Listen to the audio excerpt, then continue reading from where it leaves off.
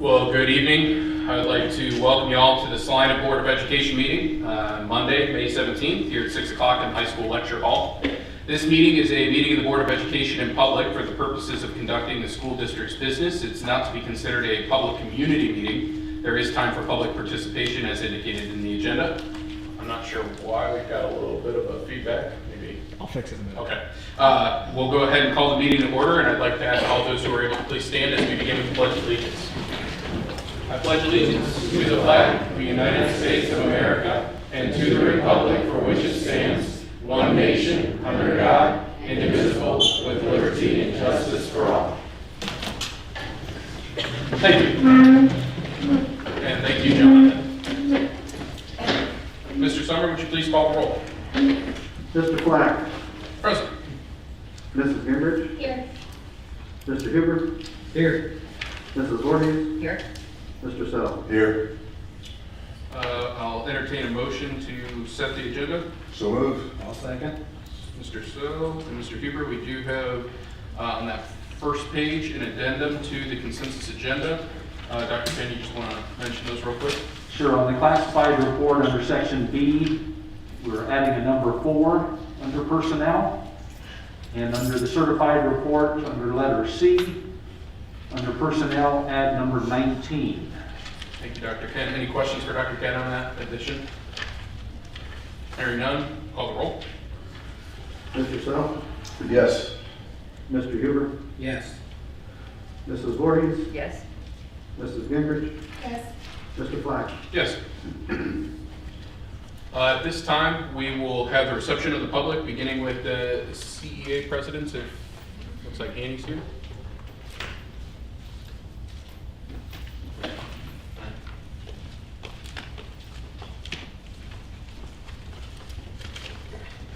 We would just, we want to just thank for the awesome school year we've had. The students and teachers have done an amazing job this year getting through all of the new stipulations we've had to put in, all the missing of the school last year we've kept going. So we're really proud of everybody for that, especially our students. They've done so well wearing the mask. They've done it with all the new protocols of, especially like in my building, we do only 4 people to a table. Now we've upped it to 6 again, doing all kinds of social distancing. So we are proud of everybody. We also want to thank the administrators. The administrators and the board for having an open communication with us all year. It's been great to work with you guys and to our administrators out in the audience. So we are looking forward to a nice summer. Hopefully things are more back to somewhat normal that we can get to and go from there. Thank you. Thank you. Carol Henderson, I'm not seeing they are actually having an OPSI meeting right now, so she is likely doing that. So I would like to welcome up Deb Schroyer for a cafeteria update. Some good news. Yes.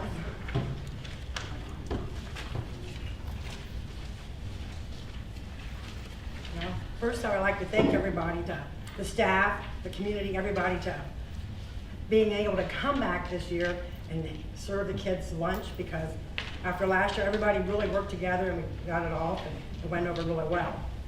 And then also with the federal government giving everybody free lunches this year, that increased our participation by 18%. Is this not working? So tell us about the city.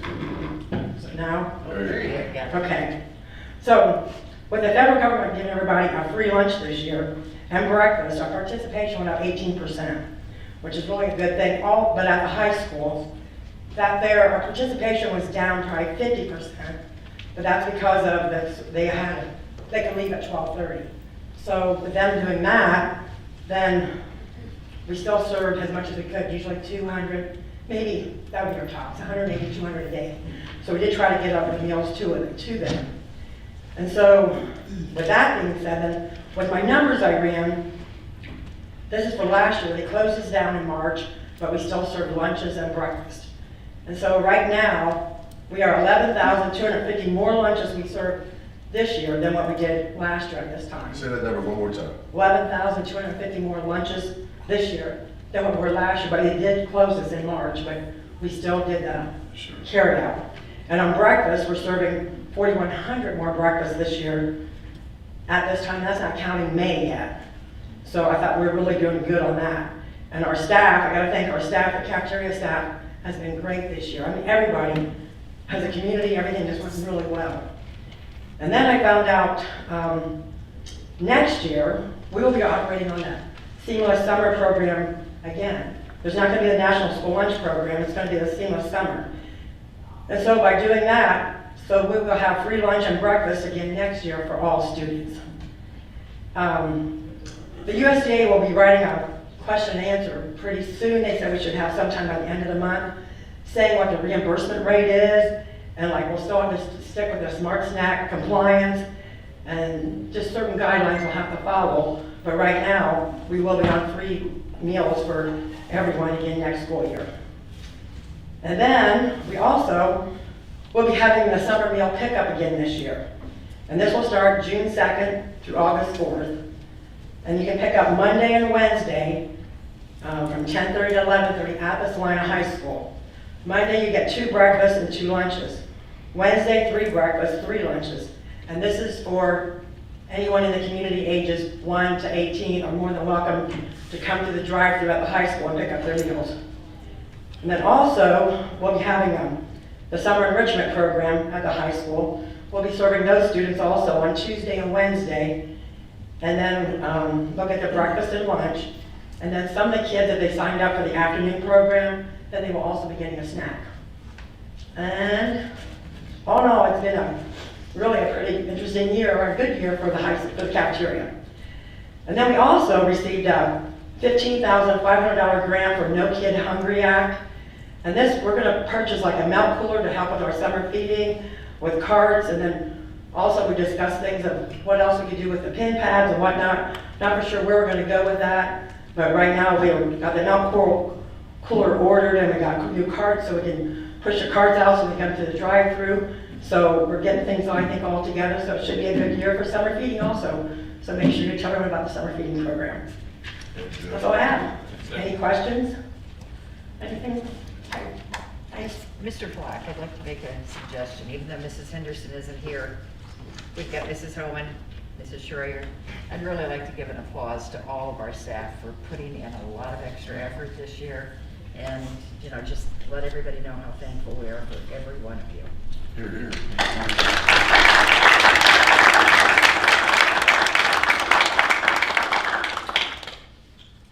At this time, we won't be discussing the issue till later, but as this is the time indicated in the agenda for the reception of the public, first off, I want to say thank you guys for coming. We had some lonely meetings in the middle of COVID, so we long to have the public involved. This is your time to speak. So we do have 4 people signed up. We do try and keep it to 2 to 3 minutes, but there's not a ton of you, so speak your piece.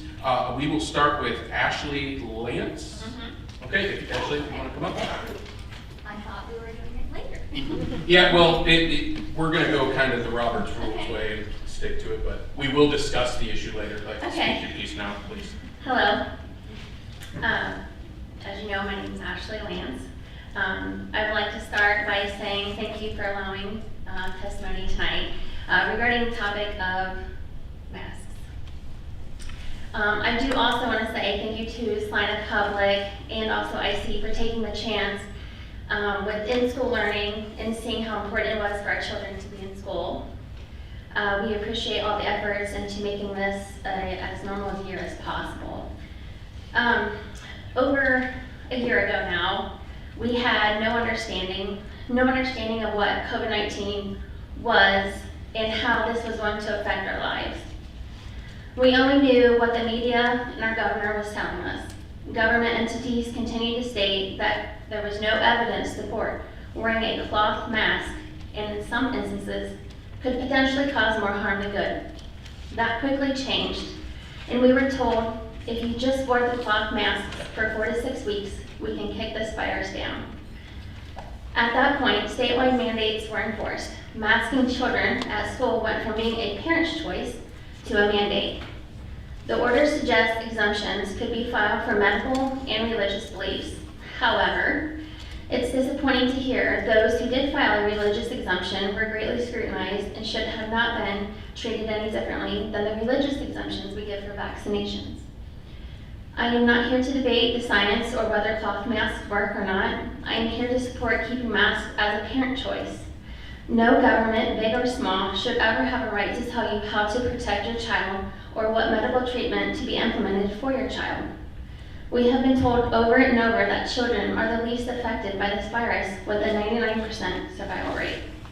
We have been told that they are not spreaders or asymptomatic carriers. So the question becomes why? Why are we doing this to our children? Why have we let this go on for this long? These children have gone through a lot this past year. Their only way of living life was completely turned upside down. They no longer saw their teachers' faces, their friends' faces. The way they interpret things was no longer. Some of the teachers, and I'm not saying our school district, have used masks as a behavioral recognition. Clip down or mask on the board or mark on the board for not wearing the mask properly. Clip up or a positive notation that your child earned an extra mask break. Like, is it some kind of game or reward? People say it's just a mask, but it's more than that. What are the psychological implications? I've also heard that students have now used it to hide behind, kind of like a blanket. Why is our science different from another states who've never implemented a mask mandate? Aren't we all living in the same pandemic?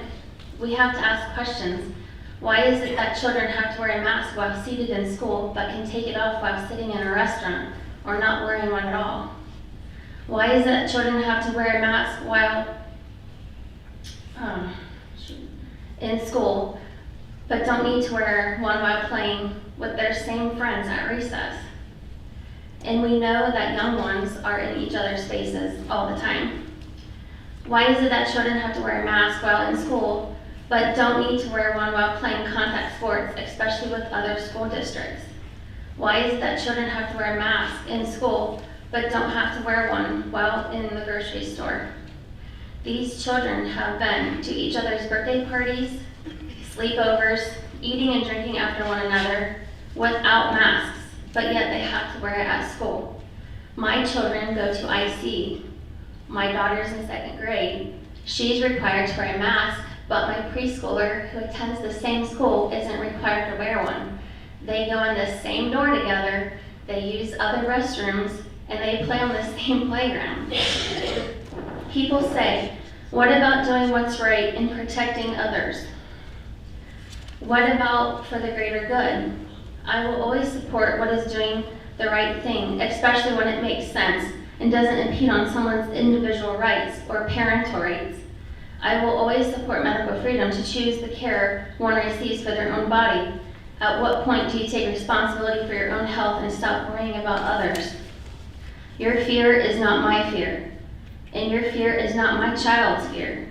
My 8-year-old daughter asked me, Mom, if God teaches us to not live in fear, then why are people living in fear? And with that said, we have taught our children to not live in fear. My daughter also asked if we are supposed to protect someone with a mask, then why are we doing it for the ones who choose to smoke or choose to eat unhealthy? They obviously aren't worried about their own health. My mother has stage 4 cancer. She's immunocompromised, currently seeking treatment. She has always said, don't mask just for me. Don't social distance for me. Don't vaccinate just for me. I am my own person. You are your own person. You do what you feel is right and what is right for your family. And if I am uncomfortable, I will take my own precautions. Dr. Fauci just released a statement this weekend that unvaccinated kids must wear masks in school this fall. I can tell you that we, the parents, are done with the masks, and we don't want to do this next year or ever again. And most certainly, we will not be giving them the emergency use vaccination, especially for a virus that's 99% survival rate for them. Luckily, in the state of Ohio, for parents who don't know, we have 3 exemptions for vaccinations. You are all eligible to file a waiver. And for this specific topic, I suggest you support House Bill 248 that will ban vaccine mandates for schools and other entities. And also, if you don't want the mask, support House Bill 202. Thank you. Thank you, Ashley. I'd like to make a motion to move item 9 to item 5. We can do it by voice acclamation. We might as well discuss it now. So move. Do I have a second? I'll second. All in favor? Aye. Okay. Would you like to discuss, let the rest speak before we discuss? I think so, but I mean, it prompted some questions. Maybe we should do it now. I don't I'm know. fine with that. It's our meeting. Okay, well, Let's have Wendy and Boston. Steve? I'm sorry, the first speaker, what was your name? Ashley. Thank you, Ashley.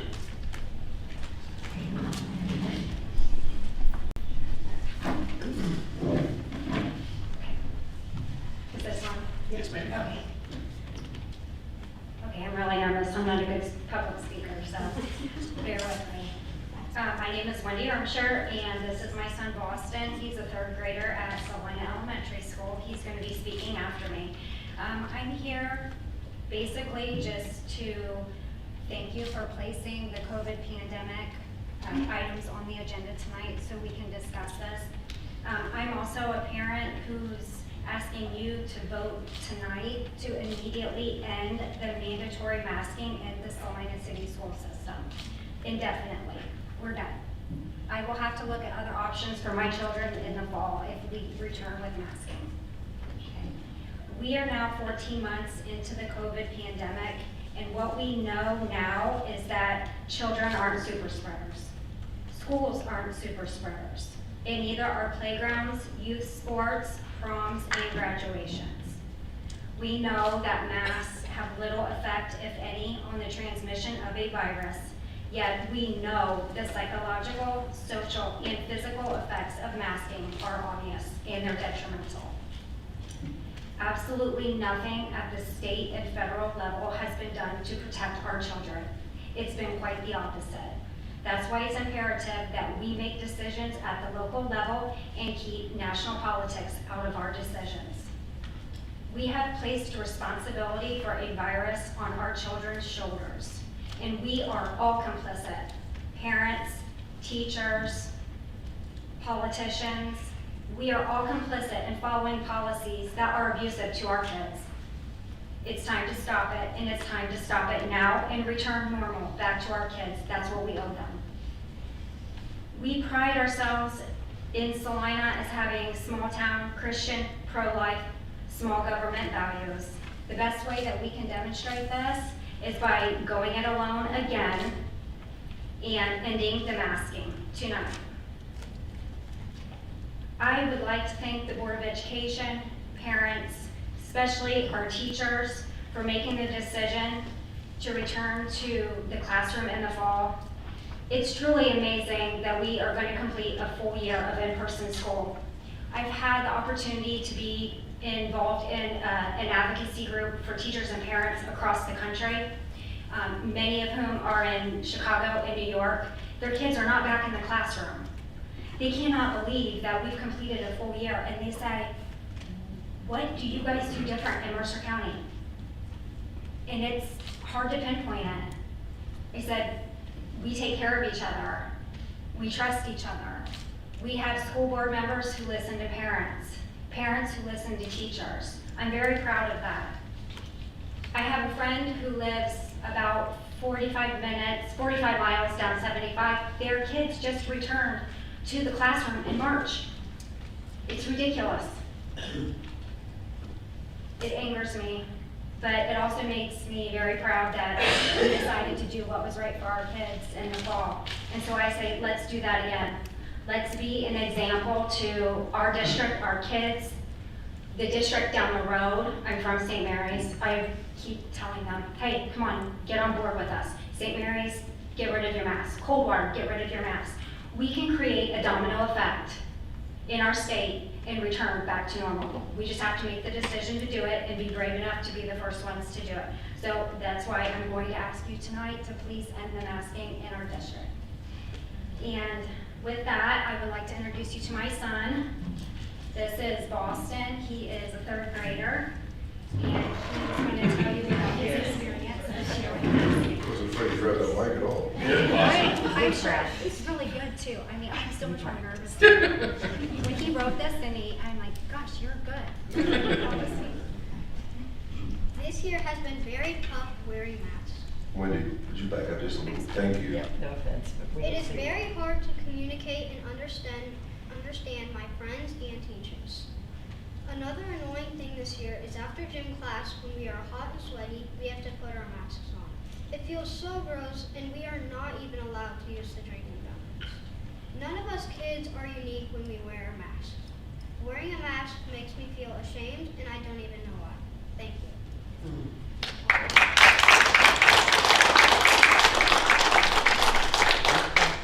Thank you. Thank you. Next up, we have Kim Mullenkamp. Kim, if you could raise the mic back up. There's something about when it goes down, it's cutting out for some reason.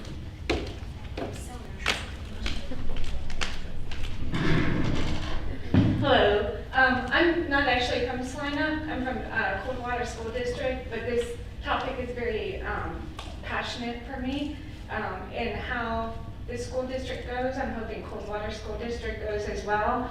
I have children that are in 3rd grade, 1st grade, and kindergarten at Coldwater, and I just wanted to share their experience, because I'm sure their experience is a lot like the children of Celina's experience.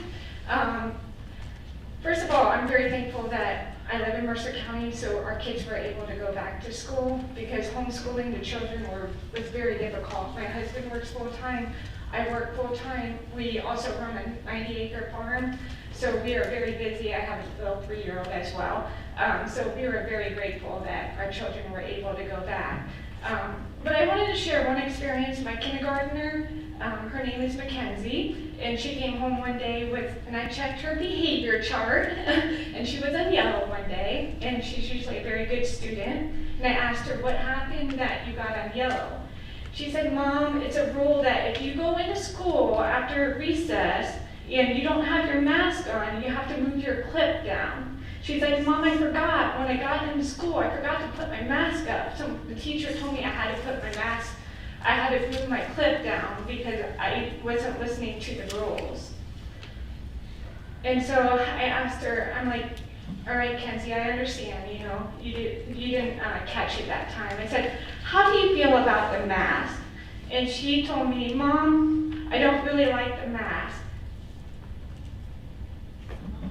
She said, because, I'm sorry.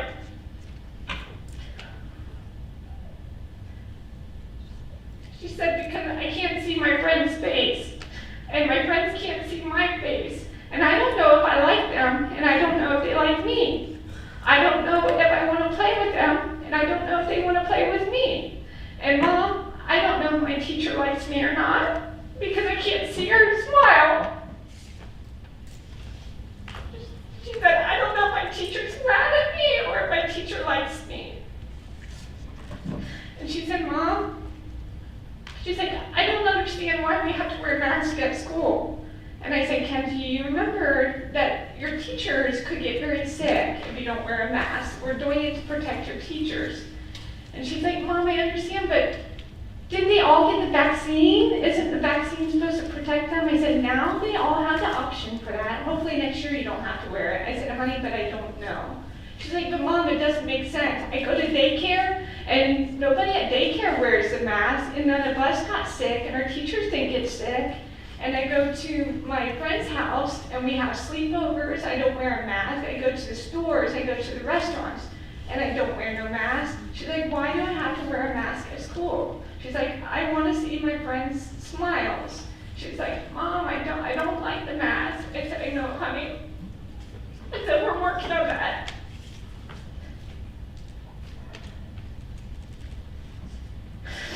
I'm sorry. It's just very important to me as a mother to protect my children. And I would like you to consider not just the state, the CDC rules and regs, what the health department wants, but I want you to put the children first.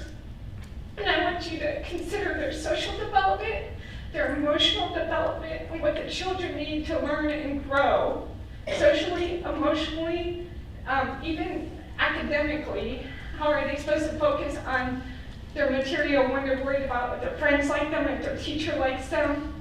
Those kind of items I want you to consider for our children, especially now that the vaccine is out. Any of the high-risk individuals can get the vaccine. It's coming out to the children if there are any high-risk children. And also consider that our children that are at a higher risk of complications from the flu than they are from COVID. They didn't wear a mask during the flu season. Why are they wearing it during COVID? I understand protecting our teachers. Our teachers in Coldwater are awesome, and I want to protect them. They have the opportunity for the vaccine. So I just want you to consider all those factors in making your decision about the mask in the fall, especially now that I know they're trying to push vaxxer mask. They're going to push that on our children. My children will not be getting the vaccine because to me, the vaccine is more dangerous than COVID when they have less risk of long-term effects from COVID than they do the flu. And I don't want 3/4 of the children in Mercer County wearing masks and a fourth not. That's discrimination. That's just going to ruin their emotional and social development as well. At some point, we need to end this for our children.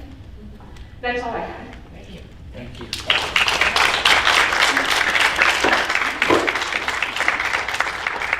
I want to make two things clear. We do not set the policy for IC schools or Coldwater schools. There's some people commenting online. As the chair, we typically have the address of the speaker. I could have chose not to have Ms. Mullenkamp speak as not being a Celina resident. I made that choice to allow her to speak. So if anyone's asking that question, I made that choice. I think it was the right choice to do. That said, we do not set the policy for IC school or Coldwater, nor will we assume to speak for IC school or Coldwater when we have our discussion. And just an addendum to that, in addition to that, no student, to my knowledge, in the Celina School District has had to clip down because after recess they came in without a mask on, completely over their nose. I mean, that's a different school district, and even though I really like what you're saying and I'm listening well, that has not happened here. We just want to be sure, because people, I keep the Facebook page up, and as you know, people clip on and then they hear, Celina Schools is disciplining children for not wearing, so that's why I wanted to kind of make that clear for folks. At this time, I want to open it up to the board members to speak or ask any questions or speak. Yeah, I just want to say a few things. I've been following this for quite a few months now, pertaining to certain cases against other school districts in Ohio and other states. Right now, the one that really popped up recently was Williams County School in Tennessee. They had been taken to task by a parents group in court, and went to Supreme Court. It was dismissed because there's nobody really found to be damaged by what was doing. There was no harm done to anybody. But they did find in their ruling that the school board is guided by the rules set by legislature, by the state, not a governor's order. And I had that question early on when it started, are we to follow the governor's orders, or are we to follow our legislators' mandates, which we're governing by? That is our guidance. So I don't honestly feel we ever had the full ability to enforce any mask mandates in our schools, ever, anywhere in Ohio. And there's a case in Ohio right now, but it's been tabled, I think, for 4 or 5 months now, and still hasn't been seen. So if that's ever gonna happen before the masks come off, who knows? But it is a shame that it's gone on this long, and I've talked to all you board members already about this, that we should have stopped masking months ago. So for all you parents and families and administrators, I think it's time for us to sort of protect ourselves. I've always thought that from the get-go. I don't think it should be the responsibility of anybody else to protect somebody else. Adults, yeah, I got vaccinated. Believe it or not, yeah, I did. Because I coach and I'm around the little kids. I'll just be safe. I don't want to get one of them sick. And we actually did our sporting events with no mask on indoors. So that's why I got vaccinated. If you don't want to get vaccinated, more power to you. That's fine with me. The rest of my family is not going to get vaccinated. So I just did it my personal choice. Still, I believe it's time to take the mask off.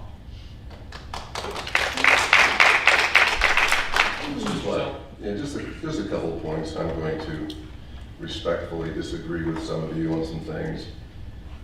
Part of it is from a position of, to me, it's just logic, and I will say science. I mean, some very smart people received a great deal of education to study viruses. They know way more about it than what I do. And if they, whether they're a Republican or Democrat or Independent or Dixiecrat, if they say that masks help, and they've got degree after degree in studying not only viruses but epidemics, I've got to trust them somewhat. I don't think they've got a secret agenda where they're going to come out and say, well, I'm going to try to initiate this to the entire country for my own agenda. I mean, Dr. Fauci got the Freedom Award from President Bush. And not only that, but just from a logical perspective, if I see a surgeon wearing a mask, I think he's doing that because he doesn't want to either catch what this person is that he's working on has, or more than likely, he doesn't want to give something to that person who is at risk. If coal miners wore them 90 years ago, and black lung disease decreased before they had respirators, they were just masks. If black lung disease decreased because they were wearing simple masks, what they were inhaling was filtered.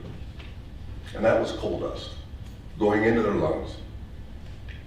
If guys that spray paint vehicles wear a mask, they're doing it to knock down the poisons in the air that would otherwise go into their lungs. And I think it was Ashley that made the statement, it might have been, I don't know, I was taking notes, but he said like a compromised child maybe should get the vaccine or may not be exposed, should not be exposed to other children. Excuse me. I had a student 20 years ago that was diagnosed at the end of the first semester with childhood leukemia. So he had it. He had it from the time that the school bells rang and the doors opened in August until he was diagnosed in January. That kid was at risk. It was not diagnosed until he collapsed at school one day. Had he been exposed to somebody with the flu, it could have killed him. So there's, to me, a reason for it. And also at this point, and I'll try to be brief, I talked to Mr. Flack and Dr. Ken and Jason Menchofer at the Mercer County Health Department. And I asked them, I said, okay, the CDC said the mandate's going to end, or people with vaccines should no longer be at risk. The governor's going to end the mask mandate June 2nd. What do you think? Does it increase our liability? Which is something we truly do have to look at. Because those of you that live in the school district, this is your money too. If we get sued, a lot of the same people who are criticizing us for requiring masks will say, what's wrong with them for not following the Mercer County Health Department and requiring masks for 8 more days? For 8 more, till the end of the school year. That's where I am. And if you work at Crown and your boss says, you gotta wear a mask to work here, I'm not gonna criticize you. Your boss says for you to work at Crown, you gotta wear a mask. So if my boss in the health department, I don't know this stuff, if they say it is very wise to finish the year wearing a mask, then I'm with them on that. And I know that's unpopular to some people. I understand where you're coming from and I respect you. But that's where I am. Can I say something? Absolutely. All the board can speak. Take your- Okay. Please. I guess I'm to the point where I understand why, we needed to do something. We're negligent if we don't do something. But there gets to be a time where I think we need to be personally responsible and be able to make those decisions for ourselves, for what we want, for us, for our kids, for our family, and what we feel is best for us. And, I know there's a lot of businesses where they don't wear masks anymore. They've completely thrown away, the rule.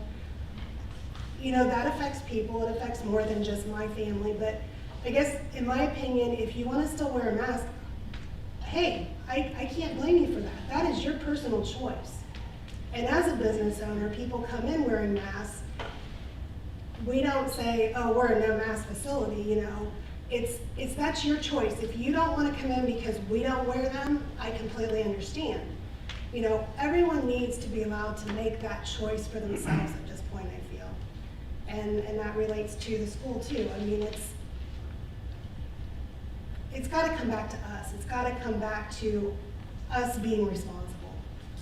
I think it's gone on long enough. This is just my opinion, but I think it's gone on long enough. And I would never criticize someone who feels like they need to continue to wear a mask or that they don't want to wear a mask. That's a personal choice. Just like getting vaccinated or not getting vaccinated, or choosing to go to a doctor and refusing to go to a doctor. Those are all personal choices we make, and those are things that we have to live with. And I guess I just feel like we need to get back to that. I'll jump in here before Mr. Black, I'm sure he has some finishing statements. I do wear a mask, and as others have said, it's a personal choice. I don't wear it all the time. It depends on who I'm around, how close I'm around. We have been told that if we are fully vaccinated and others around us are fully vaccinated, that we don't need masking. I don't know who out here has been vaccinated tonight, and I know a lot of you don't believe in it. Again, your choice. But for my health, I was vaccinated. For my well-being, for my peace of mind, I still wear a mask in some situations. I was extremely proud of our high school last year that they pulled off a graduation for our students. More proud than I can even begin to say. That was done because the health department and our insurance agencies and companies agreed that if we followed certain guidelines, we'd be able to do that. Is that a carrot that they dangled for us? Heck no, it's not a carrot. That was simply living within the laws, living within the rules, and trying to do what was best for each other. I've had a very healthy year. I haven't been sick. I have washed my hands, which I used to do anyway. I've stayed distance, which is really easy for me some days. I don't always like to be around people. And, I wear a mask as I feel is necessary. I think there's a lot of people that have stayed healthier this year, and I don't know why, but I do think we're more aware of it. Some of these things aren't going to change.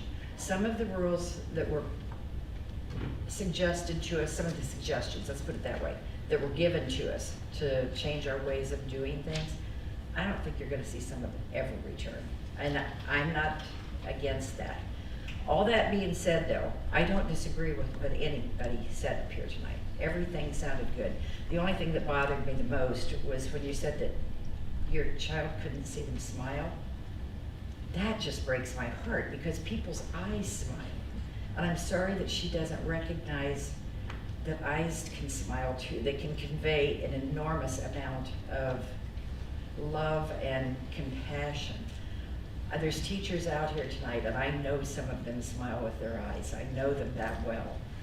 But I guess I'm of the opinion, it is a personal choice, but for right now, I'd like to just write out the year, the 9 more days, 8 more days, whichever it is, and take the summer reasonably and try to be considerate, try to be open-minded about the whole thing and see where it goes. You know, we're not done with it yet. They keep saying that. I'm a believer in science. I think we just have to write it out for a little bit longer, 8 days, 9 days, whatever, and then go from there. Dr. Ken, would you like to speak on this? Thank you, Mr. Flack. A couple pieces have been touched upon. You know, we did speak with Stolly Insurance, and they did say if you go away from the health district's orders, that we are putting ourselves in a liability situation. So that's already pretty much been mentioned. You mentioned graduation. I want to go back a little bit to our quarantine numbers. So far, we've quarantined 663 with Celina City Schools. Since we've been able to wear a mask, and they say if you're wearing a mask, you do not have to quarantine, through February, March, April, and now thus far in May, it's been a total of 28 that we've needed to quarantine. So again, when students are wearing masks, we don't need to quarantine students. So why I brought this in with graduation, I would hate to see us say you don't have to wear a mask, and now all of a sudden, well, seniors, I'm sorry, you've got to quarantine, you can't participate in graduation. Right. That would be a heck of a blow. What happened with prom? It was maskless. Prom was maskless. Okay, I got the pictures, a lot of pictures. Why did we have a maskless prom and then send Wendy, our with all kids due back to respect, school we with can't masks? do this. But that's So okay. another piece, I know we do have some playing baseball coming up Wednesday. We've got a track and field team. Girls track just won the WBL championship. I would hate to see us say we're not wearing masks and OHSAA come back and say, sorry, you've made that mandate. You're not participating in postseason tournament play. They could shut down the district track. Ken, how many cases have we had this week after prom? 0. Okay.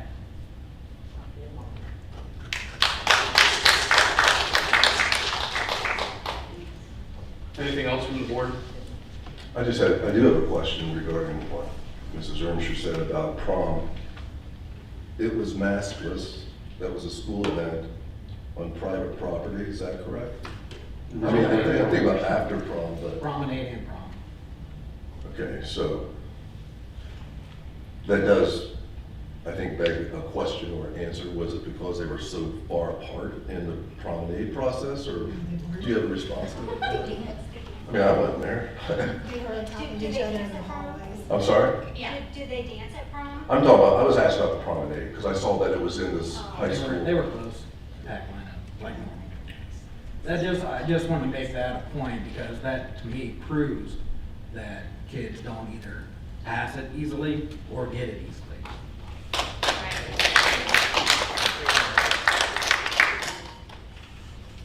I speak again? At this time, no, I'm not going to open the floor back up because we've got a whole agenda to do, and I don't want to go the whole night. Here's my issue. I agree with both sides. The truth is, the governor literally said today that we will go to sleep on the 1st, and then when we wake up on the 2nd, there'll be no health orders. It'll be like they never were there. Not because there's a scientific data point that we achieved at midnight on the 1st, or at 1 p.m., but because that's the date he selected. And to me, that is very frustrating, to just have the governor say, well, after the 2nd, you guys can do whatever you want as a district, but before that, you open yourself up to litigation and liability. Here's my concern. For all of you that are gathered in here, you know someone equally as passionate about masks that lives in our district and sends their kids to the school. And you know that you've experienced them on social media. What is to stop them from calling a lawyer and saying, my district is now going against the health department? I talked with Jason Menshover, I asked him to work with us, he said he would not. He said he will stick to the guidance. We talked to our insurance agency, they said you'll be stepping out and you'll be held liable. And we talked to our lawyers and they said, if someone brings litigation, you could be held liable because you're going against it. Now I agree that what we're going against is the governor just saying, hey, 3 more weeks, win $1 million, get a shot in the arm. I get that. But my concern is, if I have to go and tell voters, we didn't wait 8 days, and we had to spend $23,000 in court costs defending litigation brought against the district. If I'm honest, it sounds kind of cold and hard. I'm concerned about that. Versus waiting 8 days, the district closes for the summer, and then you don't have any potential litigation brought against the district. Until next school year, when they redo the orders. On June 2nd, When they say vax or mask, because Fozzie's gonna say that in 2 weeks, the CDC changes their mind every other week. They're going to say, you got a vax or you got a mask, then what do we do? we can have that conversation then, but what we've been told right now by our health department is June 2nd. And I understand, I get the frustration. I wish I called the health director myself and said, cut us some slack, come and work with us. I'm sorry, this is the statement. I contacted our county commissioners who are over our health department, who spoke very openly about this. No one's able to do anything because everyone's worried about litigation. And I understand the desire to want to step out in front. I don't know how I look at taxpayers and say, we stepped out in front with your money.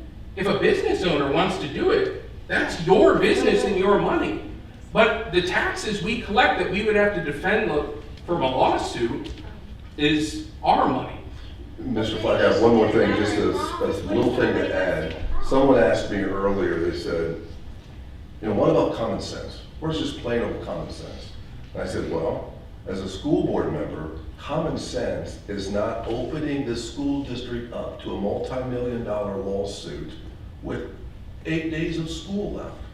It just doesn't make any sense. If we want to talk about common sense, why in the world would we open ourselves up to liability now and they track that kid that got it back to middle school math class?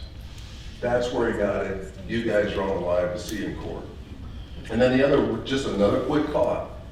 I understand the frustration with the governor of the state of Ohio. I understand it. He's got news conferences all the time. They seem to go like this.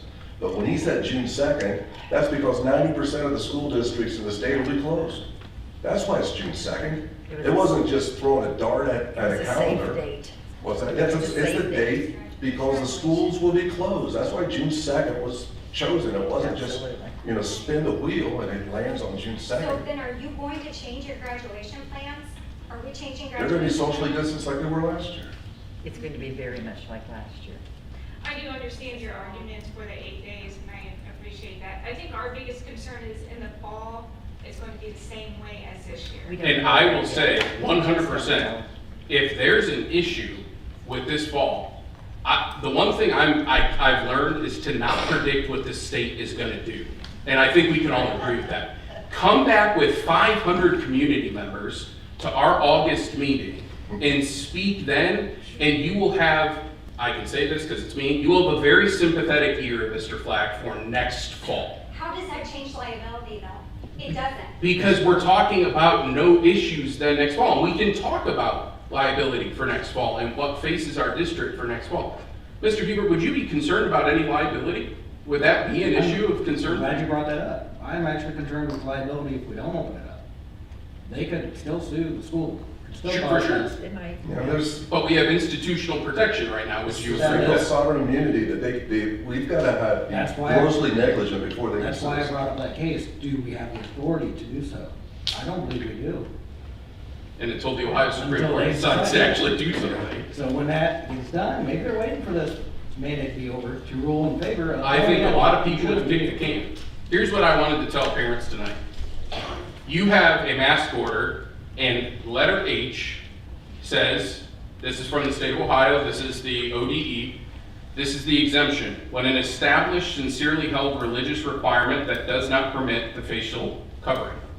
If the state's gonna be just as goofy with their things, if you can find in your conscience a sincerely held religious belief, submit it to the district. And have that put on for your children. That way, that is a legal, this is from the ODE website. But my concern is truly, there are people just as passionate on the other side. I'm looking at them in the comments on Facebook right now.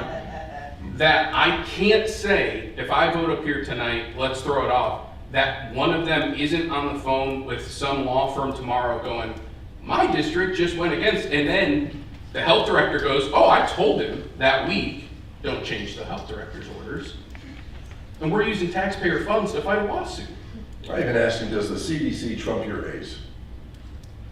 Because what they said makes it sound like it's kind of optional. He says, no, they're only an advisory board. And I did call them early last fall, and I just wanted to talk to somebody at the CDC and say, at what number do we suspend in-person learning? 30%? 10%? How many students have to have it? They never answered the question. They said, go back to your county health department and consult them. I said, well, I thought you guys were an advisory commission, but okay. So they don't. They'll. I believe we have been told since day one, though, that the health department is in charge That's right. of absolutely everything. Which is Comes through the government. ruled by the state and Yeah. the county commissioners. Yeah. So we're gonna have to listen to them. With all that It's not being just us. said, I'd like to make a motion Floor's open.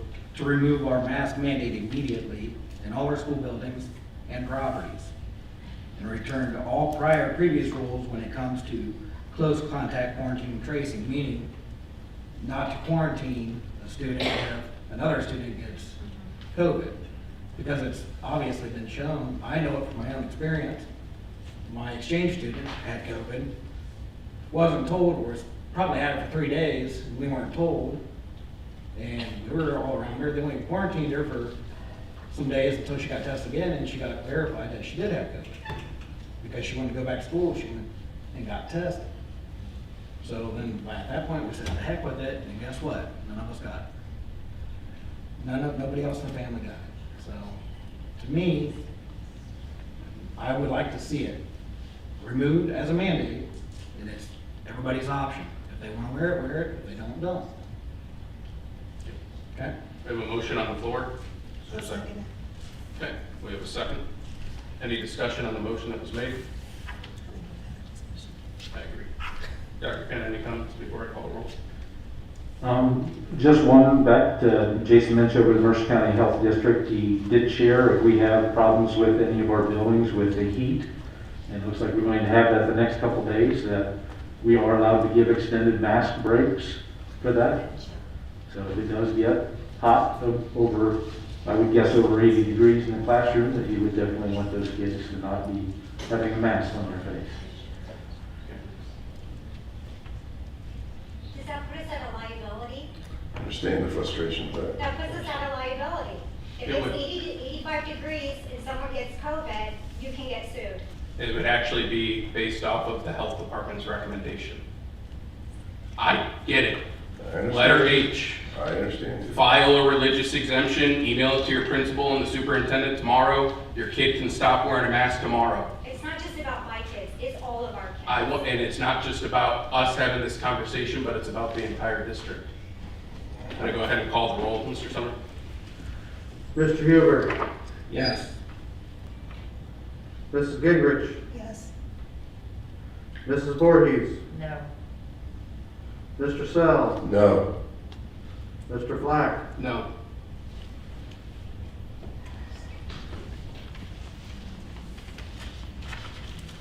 At this time, we'll move on to the treasurer's report. Mr.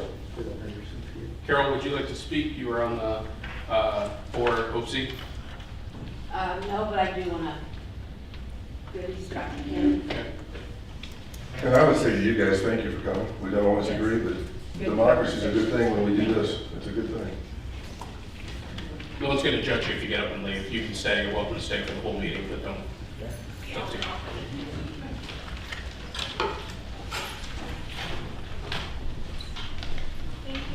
Thank you. We'll be back in August. That was good. We'll be too.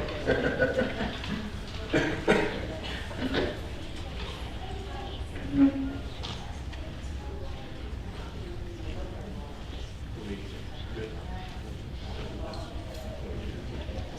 So do we need to add it then? 1 second.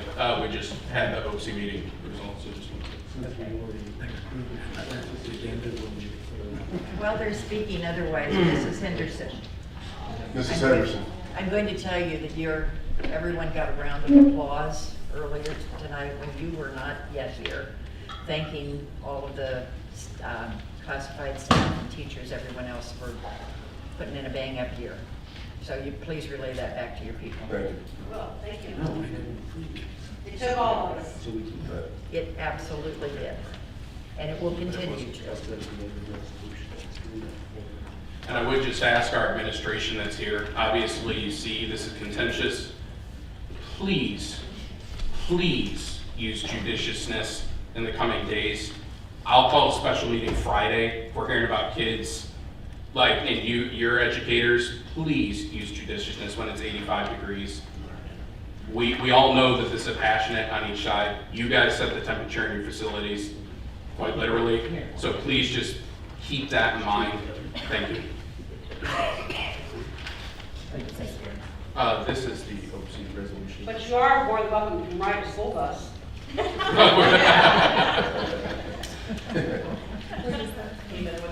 This is going to be added to resolutions.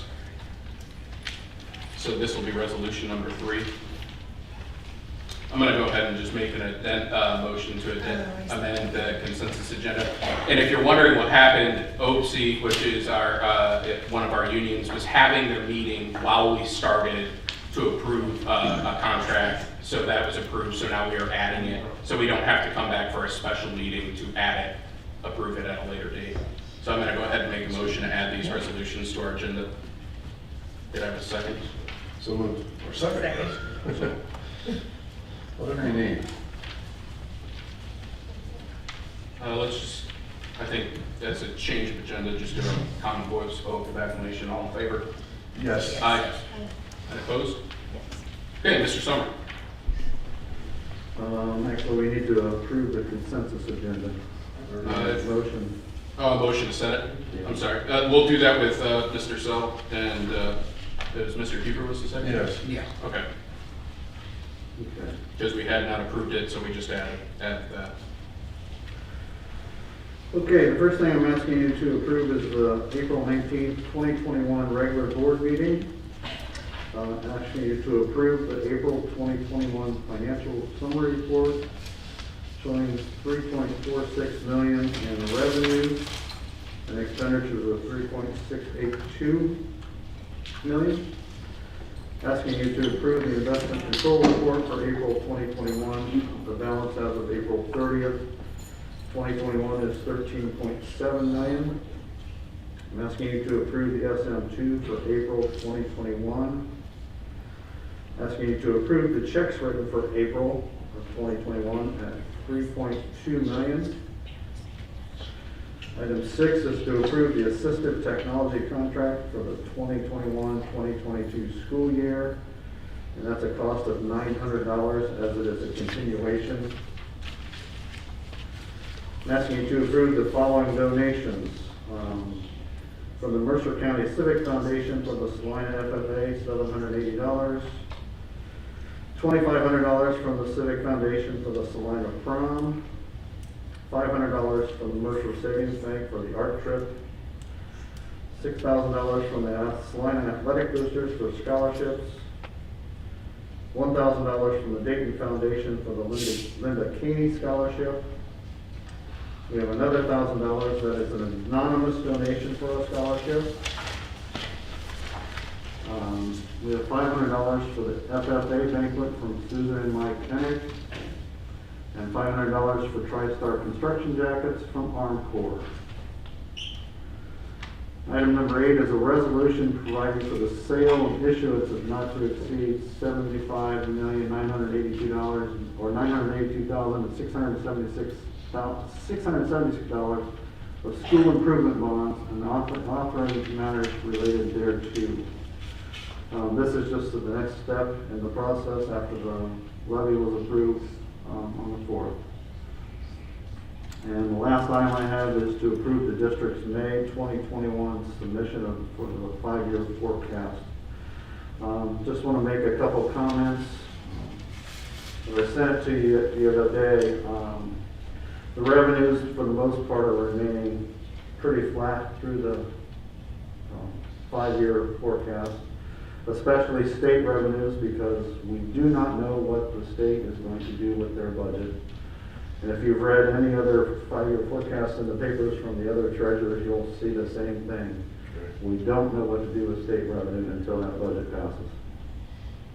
Income taxes, I got small to moderate increases through the forecast, and in 12/31/2023, it expires and drops to the bottom of the forecast, and you can see that when you look at that. Property taxes got small increases through 2025. There'll be another adjustment in 2025, a valuation adjustment in 2025. If we don't have a housing crash or anything like that, I would expect values to go up for agriculture and residential, and I don't see us taking a big hit in CAUV. I think they're about at the bottom as they can be right now. On the expenditure side, as always, we're affected by inflation. You will notice in fiscal year 2021, we do have a decrease in our personal services, and that's just because of some of the SR2 funding that we use to offset the 5 online teachers. We use ESSER funds to pay for those. We're reimbursing some administrative and maintenance costs from the ESSER funds, so it brought the personal services down. Right now, we have no set plan for the ESSER $3, but again, some of that can be used to supplant some of the general fund expenditures moving forward. And that would be my suggestion for the ESSER 3 funds. But We don't know the exact amount, correct? the last we were told, it was about 3.3 million. So, any other questions on the forecast? I have a question on your report. Okay. Item 6, just explain that assistive technology contract real quick, will you please? That's through the County. the Hogways County. Yeah, the ESC. It just provides assistive technology services for particular students. We get them at discounted prices. Students with disabilities. Okay. And since we've been a member forever, it's only $900. If you read through this, if you're a new school joining, it's $1,600. So. Okay. I thought it was something like that, but wasn't sure. Thank you. Any questions for Tom on the 5-year forecast or anything on this report? Okay, thank you, Tom. Dr. Ken, classified report. Thank you. First, under personnel for classified, we recommend approval of the following substitute, Terry Stelzer. Under number 2, approve a change of contract for Emily Bacher, library aide at the primary school. She's requesting a half deduct day. Then we have the following individuals who've agreed to work this summer for us. Number 4, if you go back to the addendum page at the front of your packet. We're asking you to approve a change of contract for Janine Berkey, Head Start Family Advocate, going from 195 days, 7 hours a day, to 222 days, 8 hours. That would be effective with today's date.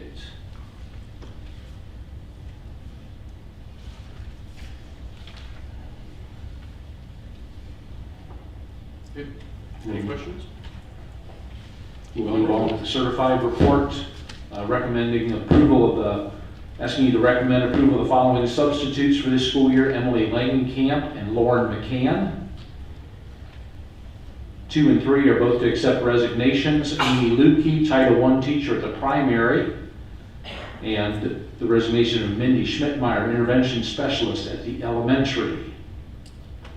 Number 4 through 8 are asking you to approve 1-year contracts. Karen Sudoff, literacy coach at the primary and elementary.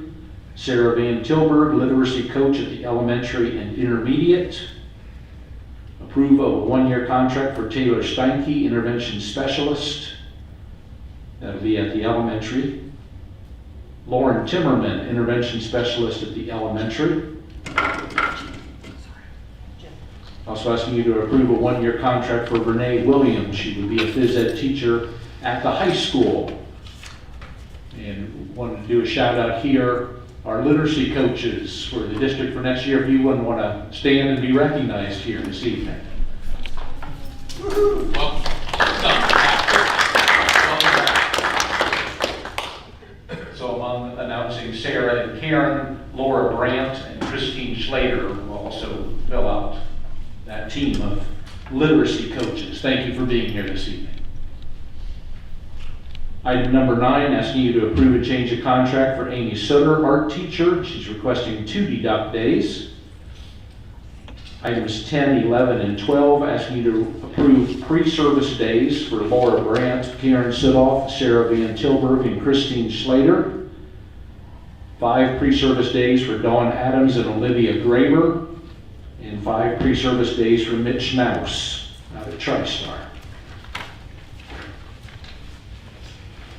Number 13, we have 5 individuals who are approved for continuing contracts. We're asking you to approve Brett Bacher, Danielle Fritz, Katie Udorf, Carol Mertz, and Jennifer Smith. Number 14, approve a stipend payment to the LPDC Executive Committee members, Betsy Berkey, Tracy Dameyer, and Corey Arns. Asking you to approve the following personnel for supplemental contracts. Head basketball coach Adam Johns, assistant Doug Smith, JV Brett Dorston, 8th grade boys Kyle White, 8th grade girls Brett Bacher, James Miracle, head wrestling coach Joey Braun, middle school wrestling. Then asking you to approve the following for pupil activity program contracts. Carrie Dameron would be the head middle school cross country coach. Cora Lutz, 7th grade volleyball. Mike Caney, 9th grade boys basketball. Alex Schiavone, 7th grade boys basketball. Brandon Rushton, head girls varsity basketball. Gina Everman, assistant. Dan Dirksen, JV girls. Natalie Drum, 7th grade girls. Keith Kiefer, the head boys bowling. Josh Goff, head girls bowling coach. Curtis Donor, assistant wrestling. Kevin Lockwood, assistant wrestling. That's 0.5 FTE contract. And Jason King, assistant wrestling on the other 0.5 FTE. Now we have 2 volunteers to approve. Kyle Fink for football and Colin Weehee for bowling. 18, we're asking you to accept the resignation of Paige Bader from head swim coach. And number 19 is another addendum on the front of your stapled. And that's to approve Angela West to teach extended school year services for our identified students as needed.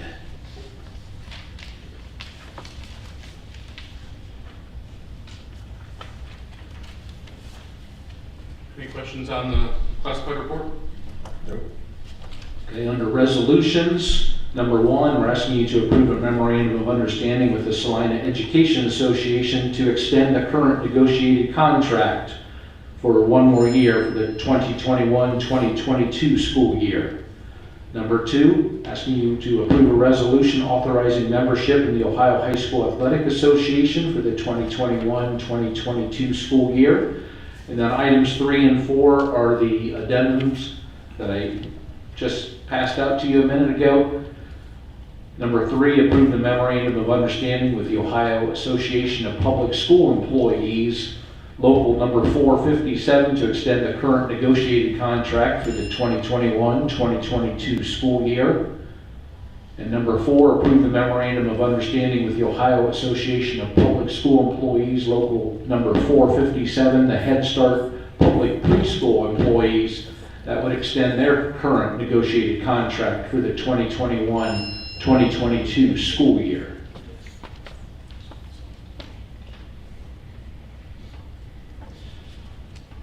I do want to make one comment on the resolution to extend the contracts. First, I want to thank OPSI as well as CEA for working with us on these. The unique thing about this contract is we were able to use all federal dollars to fund next year's salaries. What we're calling hero pay bonus.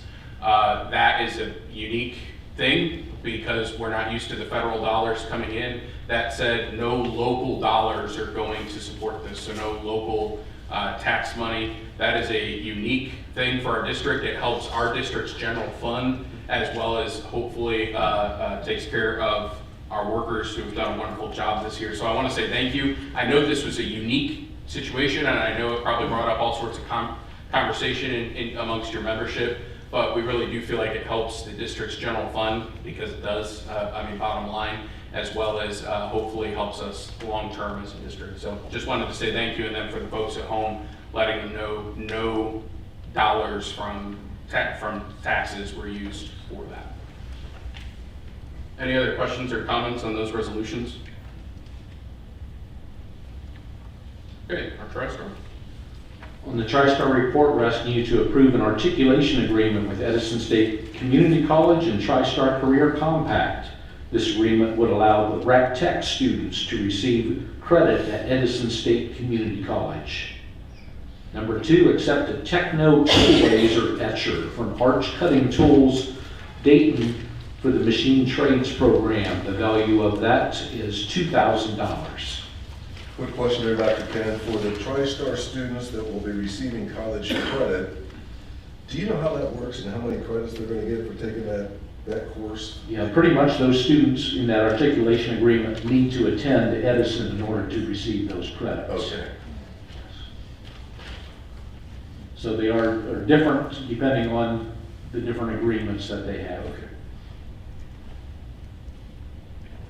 Number 3, accept the GDM custom cabinet donation of $500 and partial pieces of plywood to the TriStar construction class.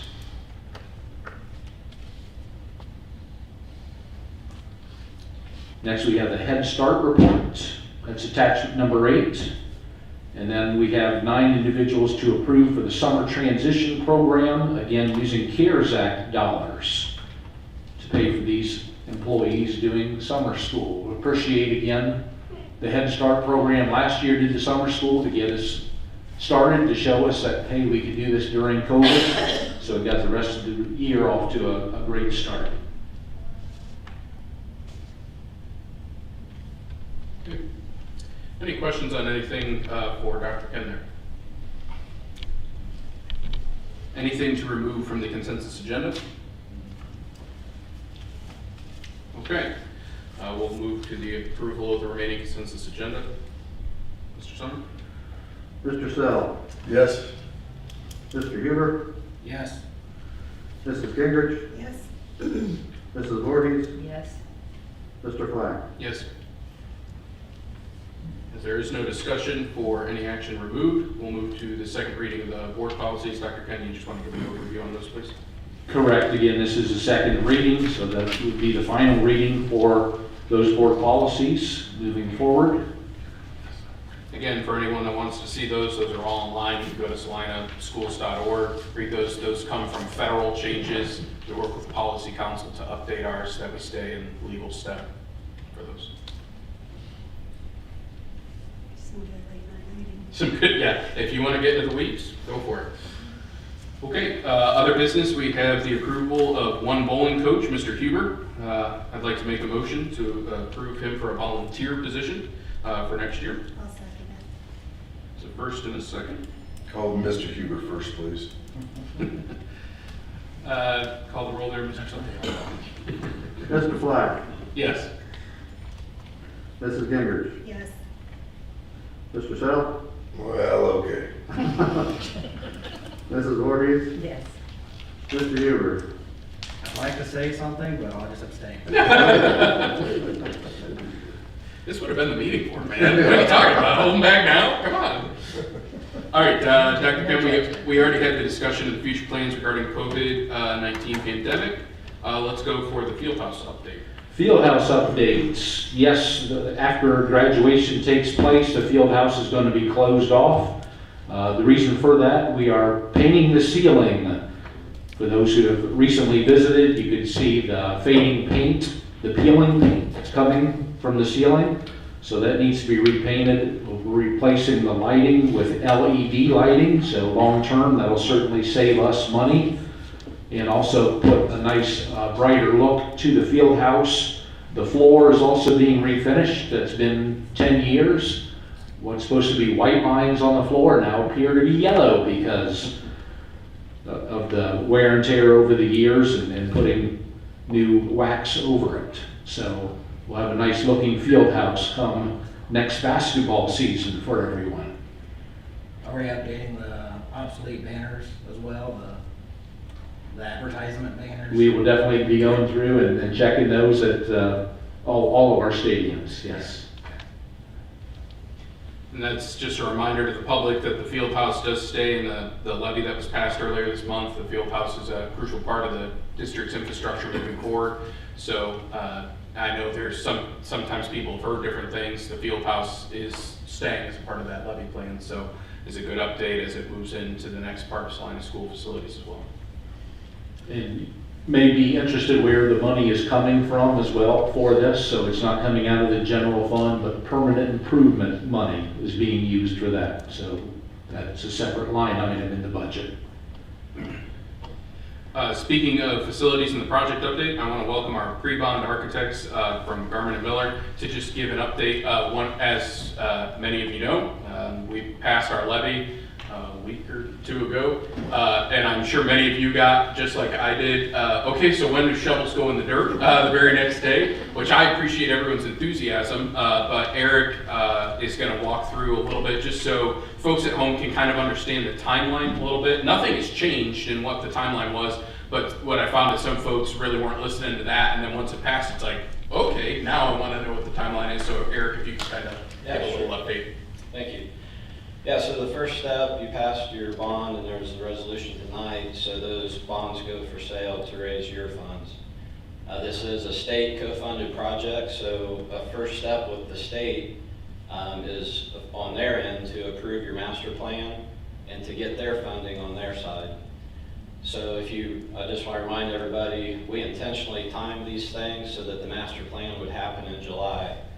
And that's because that maximized your funding. That got you at the 51% local share, and it also got you the latest cost updates for construction.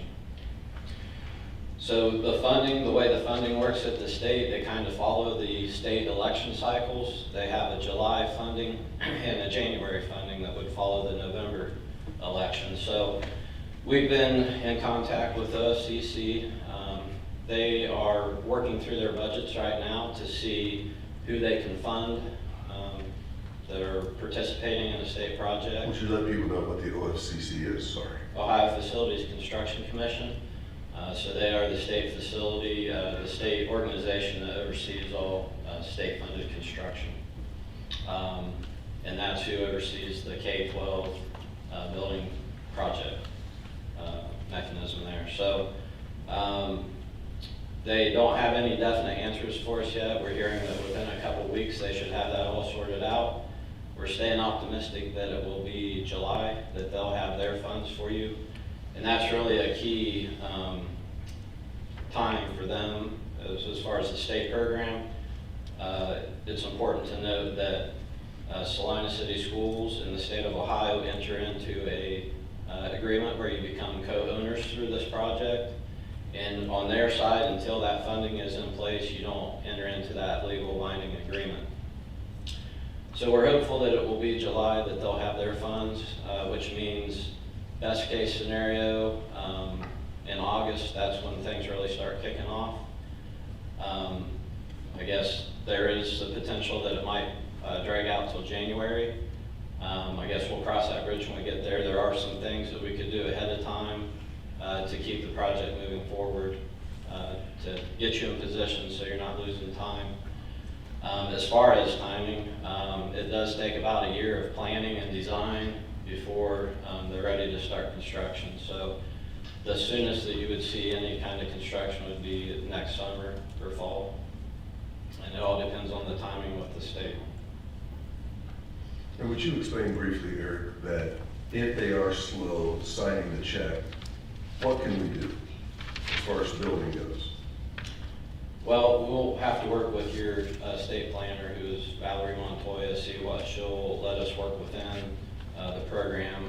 We'll do as much of the planning pieces that we can up front. There's some things with site evaluation and things with the building, the programming. We could keep moving forward with some of the programming pieces and figuring out how the building would lay out. I think we can do some of those things without much risk to the district. And all those things take time, so yeah, I think there's some of those things, again, it's just going to be working with the state, making sure they're in agreement. They can be pretty reasonable whenever you're communicating with them. As long as we're keeping in touch and getting their feedback, they'll work with us. Any other questions for Eric? Thank you, Eric. Thank you, Eric. Yeah, I think it's just important that the community understands. If we would have set our master plan of, hey, the election's May the 4th, if we win, we're gonna go get in line at the state for May the 5th, we would have got $46 million. By waiting all of 2 months, we will get $51 million, as well as additional share for construction increased costs. So that was a very strategic choice we made, and for 2 months we felt like, $5 million feels like a worthwhile thing to wait for 2 months for. But unfortunately, waiting is what we do right now, and just gotta wait. But again, for $51 million, it's gonna be worth the wait. So any questions can certainly come to any board members or anyone at home or anyone that's wondering any questions, but we plan a kind of a robust plan of keeping the public informed of what's going on, letting people know what's happening. You're not going to just not hear from the district. Even in the design phase, they'll be meeting with educators and staff. There'll be communication to the public at large of, hey, here's what's happening. Here's where we're at right now. This is going to be a co-owned project, so we want to make sure that people are aware what's going on. We don't want you to just not hear anything and then suddenly see a bulldozer on the west side of town and moving dirt. We want you to kind of know about what's happening and the timelines for that. And again, a little reminder, because I've had 4 people ask me, the plan is to keep your children in their current facility until the new facilities are built. So there is not a trailer plan that is supposed to happen here. Your kids will stay in their current buildings until the new facilities built. Those are modulars. Modular. I'm sorry, yeah, proper language. We don't want modulars either. So, but I've gotten asked that 4 times, I think people have. All right, any other informational items or anything, Dr. Tanner, board? I've got for the good of the order, just as an old track coach, very proud of the girls. This is their 30th Western Buckeye League title.